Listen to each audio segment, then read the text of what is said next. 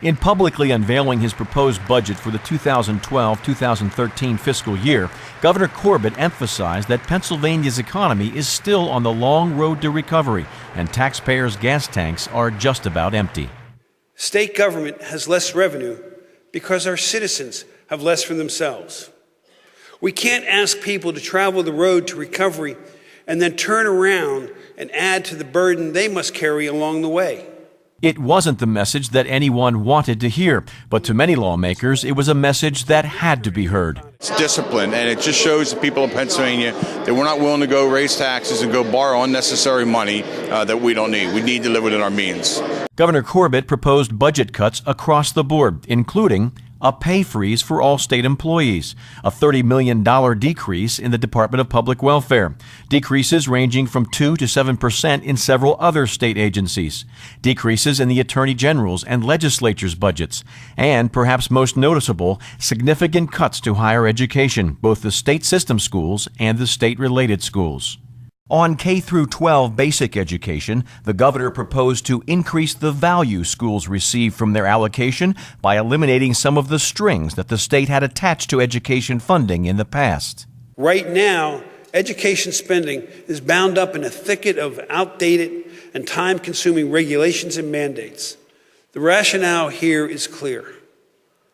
Local districts know how to spend and allocate resources better than do bureaucrats in Harrisburg. In total, the governor's budget proposal spends $27.1 billion, a spending reduction of 0.1%, or $22 million less than last year.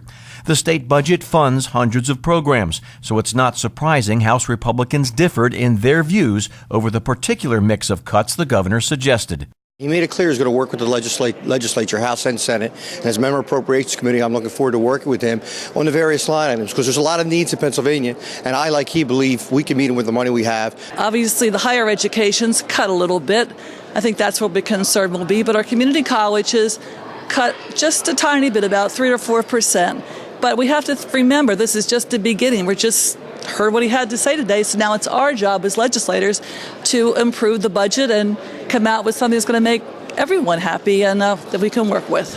But nearly all agreed that the best choice for long-term economic growth was to hold the line on spending rather than raise taxes. I think the governor and I are in complete accord. We would rather our Pennsylvanians be taxed less and have more opportunity. I truly believe that'll create jobs, which is the catalyst for everything else. The governor's budget address was the start of a process that won't end until lawmakers go through a line-by-line review of the proposal, seek further information through extensive budget hearings, and make the changes they believe are necessary. House Majority Leader Representative Mike Torzai says they will be thorough, but they'll finish their work on time. This proposal is just the beginning, but it sets parameters that we can live within. No tax increases, no reckless borrowing, and responsible spending of the $27.1 billion in taxes that we collect from families and businesses throughout this Commonwealth. You can see the governor's entire budget proposal online. Just go to PAHouseGOP.com.